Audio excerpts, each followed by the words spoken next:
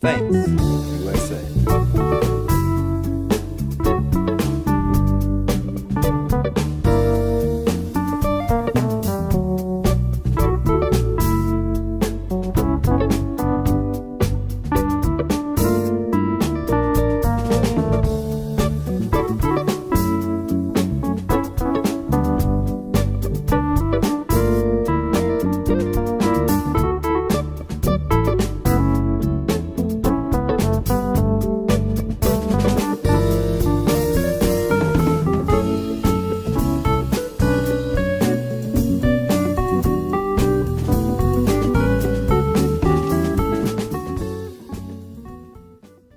Anything, please talk to us.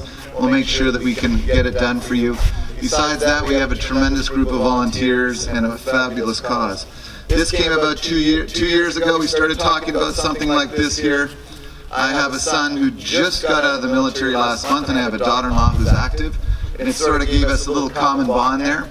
And then through Mike and Tweed and Gene and everybody else that was involved, we were able to make this happen today. So before I go actually through and give the rules for today's Pro-Am, I'd like to turn it over to Dan Malasky of the USTA to give a few words on the national campus. Appreciate it, Len, and thanks so much. What a great day, what a great morning, and special thanks to Len, the whole team over here at ISLEWORTH for hosting this amazing event. Obviously, tennis thanks to troops, and really want to salute all the veterans and military members that are here today. What a tremendous opportunity to be on court at ISLEWORTH to support this great cause. We at the USTA are thrilled to be in Orlando and call Orlando the home of American tennis. As many of you know, we just opened up the largest tennis facility in the world just last week with our first serve event. 100 tennis courts, 64 acres, 6 different surfaces, including European red clay. This is your home of American tennis. It's not our home of American tennis. This is your home of American tennis. It's a public facility that's open to all. There's no membership needed. You can come out and play at any point. We have over 100 events in 2017 scheduled. Everything from 4-year-olds to 94-year-olds, from first-time players to active players on the professional tour that are training there. So really encourage you to come out, whether you're playing, whether you want to come watch. I was just looking at the schedule just for this weekend. We've got a USTA Pro Circuit $25,000 event this weekend. Today we've got Arizona versus Texas Tech at 1 o'clock.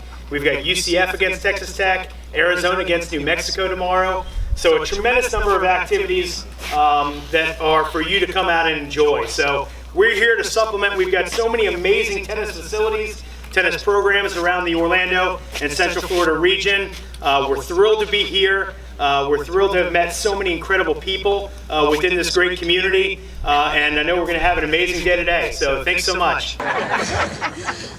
It's been fantastic for me here. I got a chance to visit the USTA campus yesterday, as well as the Virginia VA Medical Center.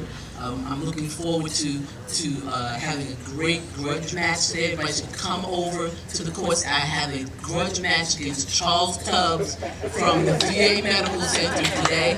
We're going to have a great time. But tennis is something that absolutely changed my life. As he said, I was actually hit and run when I was 27 years old. So I've been in this wheelchair for almost 40 years now. And it changed my life, just being able to know that there were things that I could still do with my life that everybody else was doing. Let's give a big round of applause for Len and his beautiful site here. Thank you very much. My name is Tweet, and this is Mike. I'd really like for Mike to say a few words. Mike is really the mastermind behind this tennis event. He's just really a great guy. If you know Mike, let's applaud for Mike before he even starts. Hey! Big thank you. I just want to echo all the thank yous that Len has said.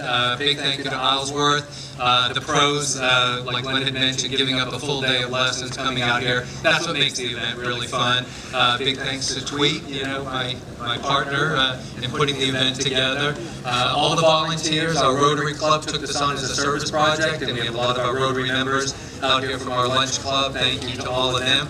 And of course all of you that have supported it, and our sponsors. We have a lot of sponsors back here and that generously donated to the event, and that makes it special. But thank you, and I'm going to turn it back over to Tim. Everybody, let's hear it. Hey, okay, good. Hey, we're so pleased to be here, and the weather gods cooperated with us, so we're so happy. You know, we're here because of Thanks USA. This is a charity that was started in 2006. Just 2006, they've given over 4,000 scholarships to active duty family members, to the spouses and to the children. 4,000 scholarships. And I'll tell you a little more about them later, but we're so pleased to have the CEO of Thanks USA with us. Thanks USA, this was back in, probably in the fall of '05. And, you know, the war was not going well, as you might recall. And so Thanks USA started in 2006. The girls were 8 and 10 at the time. And they felt like they just needed to do more for the military families. And so we came up collectively as a family with the idea of giving scholarships to the spouses and children of active duty military personnel. And so little did we know, I always say you can't listen to all your kids' ideas because you might go a little crazy, but this was one that was really a good one. And so we just sort of went block by block and neighbor by neighbor and put together an organization that we thought would be pretty short-lived, but you know, we look at it now, 11 years later, we've given away $12 million, and as Pete said, 4,000 scholarships to both spouses and children of those who were serving at least 6 months since 9/11.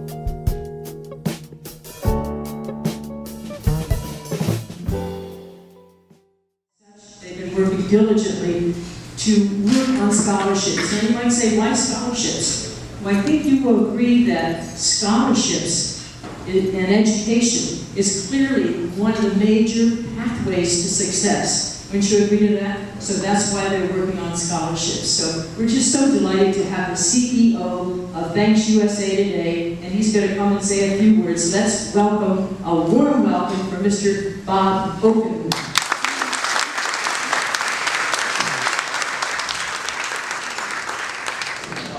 Good afternoon, everybody. Again, thank you. So thank you to the veterans that are here. Thank you to the club. Thank you to the pros and the AMs that played. Top-notch tennis. It's such a warm welcome for Thanks USA here. Landon, thank you for considering doing this again, or making this an annual event. It's just fabulous. And again, I just thought my first time speaking, I think, here, so I'll try to vary it a little bit. But I think the notion of doing the adaptive tennis clinics on a national basis is really appealing to us, and so it's part of the Tennis Thanks the Troops effort. So this just will give us a slingshot further. A couple of things though about Thanks USA. First of all, the logo has lasted the entire 11 years, and the girls designed it when they were young. So that's their design. There were efforts to change it, but they said no. And then a lot of people don't know, but the acronym, Thanks USA stands for, there's an acronym. The girls came up with an online treasure hunt all about American history.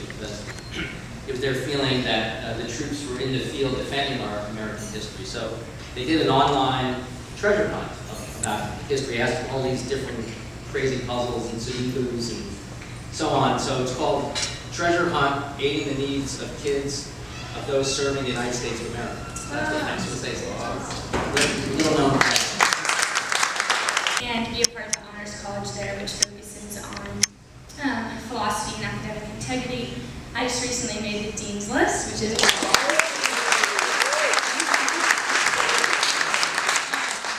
I'm so thankful for the opportunity to major in history and education because I consider my education to be contributing to the education of all the students that we might be able to have in the future. And so I think of this scholarship not just as something for me, but as something that will be continued on in the students that I'll have in the upcoming years when I'm a history teacher.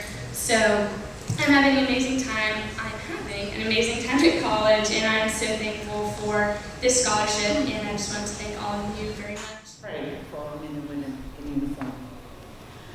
I also want to thank Michelle Stork from Thanks USA for reaching out and inviting me over today to share my thoughts about a few of my favorite subjects: leadership, giving back, and about my book, A Higher Standard. And thank you, Bob, for that kind introduction and for your leadership for this outstanding organization. As you heard, tennis has always been a part of my life. My mom was a fierce tennis competitor. She used to play 3 times a week, even in her 80s. And I'm sure if there's a tennis court in heaven, she's up there doing chip shots and giving a fist pump to her partner. Now, I wish my tennis prowess had been equal to the recognition that I have received. But I must say that having been awarded an award by Stan Smith and the opportunity to meet Billie Jean King, Chrissy, and Martina have all been highlights in my life. So on my initial 2 years, turned into 5, turned into 10, and yes, 38. But what I realized is that I really did end up fulfilling my childhood dream. I just did it in a different profession, a different classroom. I ended up coaching thousands of men and women in uniform on and off the battlefield in a very physically demanding profession, the United States Army. Now for my book, I chose the title, A Higher Standard, for several reasons. First, most people don't realize that less than 1% of the American population will ever serve in the military. And the fact that we have veterans here tells me you are special people. And few Americans realize that when men and women wear the uniform are held to a higher standard. As you know, in our profession, we have to take an oath to support and defend the Constitution of the United States. Now that's pretty heady stuff for an 18-year-old, or anyone else for that matter. And not everyone realizes that we're also held to a strict code of conduct that governs our behavior in and out of uniform 7 days a week, 24 hours a day. And of course, we have to meet standards for everything we do. We have standards for how fast you run, how many push-ups you can do, how you wear your uniform, how you wear your hair, how many times you hit a target.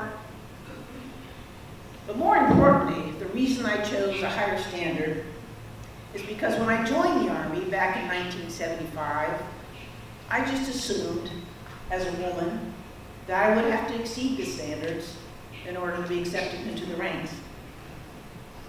And I strove to do just that. But what I realized along my journey was that all the really good leaders that I worked for, all the really good leaders that I looked up to, held themselves to a higher standard and encouraged their subordinates to do the same.